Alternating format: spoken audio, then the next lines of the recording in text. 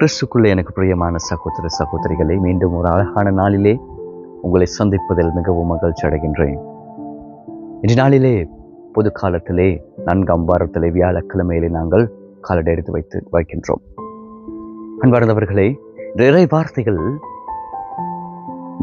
நம்மை அழைத்து நிற்பது இறைவனுடைய அழைப்பை மகிழ்ச்சியோடு ஏற்றுக்கொள்ள வேண்டும் என்று, இறைவனுடைய அழைப்பினை மகிழ்ச்சியோடு ஏற்றுக்கொள்ள வேண்டும் என்று நாங்கள் பார்க்கின்றோம்.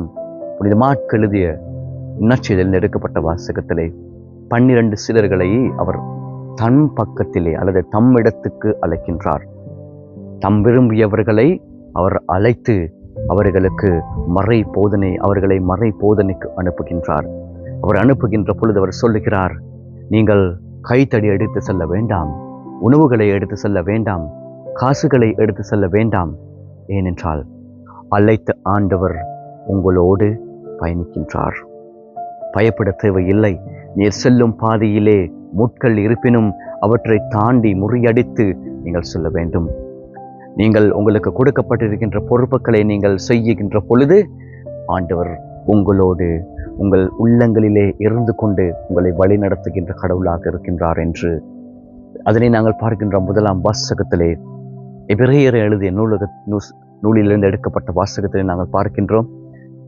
இஸ்ரேல் மக்கள் அன்று சீனாய் மலையிலே மோசேயிடமிருந்து பெற்றுக்கொண்ட 10 கட்டளையினூடாக அவர்கள் பயத்துடன் வாழ்ந்து கொண்டிருக்கின்ற பொழுது, இயேசுனுடைய வருகையோடு அந்த பழைய ஏற்பாட்டிலே காணப்பட்ட கடவுளும் மக்களுக்கும் இருந்த அந்த வேறுபாடு புதிய ஏற்பாட்டிலே அவ்வாறு இன்றி கடவுளும் மக்களும் ஒன்றாக இணைக்கப்பட்டு இந்த புதிய உடன்படிக்கையின் ஊடாக புதிய வாழ்க்கை முறையை ஆண்டவர் இயேசு மக்களுக்கு கொடுக்கின்றார் என்ற அந்த படிப்பினை இதனாலே நாங்கள் 1ஆம் வாசகத்திலே பார்க்கின்றோம். அன்பார்ந்தவர்களே, நீங்களும் நானும் இறைவனால் அழைக்கப்பட்டவர்கள், தேர்ந்து கொள்ளப்பட்டவர்கள். அப்படி தேர்ந்து கொள்ளப்பட்டவர்களை ஆண்டவர் ஒவ்வொரு நாளும் எங்களை தள்ளிவிட மாட்டார். எங்களுக்கு தேவையானவற்றை எங்களை கொடுத்து கொண்டே இருக்கின்றார். நாங்கள் அன்றாட வாழ்க்கையில காண்கின்றோம். எங்களுடைய குடும்பத்திலும் சரி, நாங்கள் வாழ்கின்ற சமுதாயத்திலும் சரி, நாங்கள் வாழ்கின்ற பங்கிலும் சரி, நாங்கள் ஒவ்வொரு நாளும் எங்களுடைய வாழ்க்கையிலே புத்துயிர் பெற்றவர்களாக வாழ்ந்து கொண்டிருக்கின்றோம்.